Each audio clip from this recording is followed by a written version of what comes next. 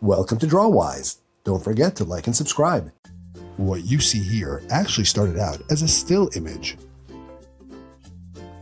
And here is the original still image.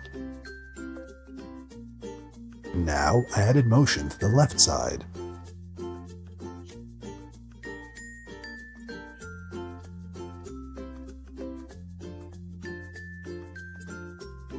Here I added motion to the right side.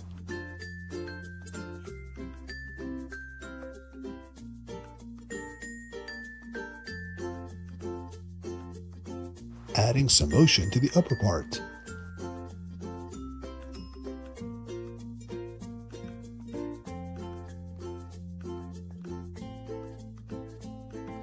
I also added an overlay layer.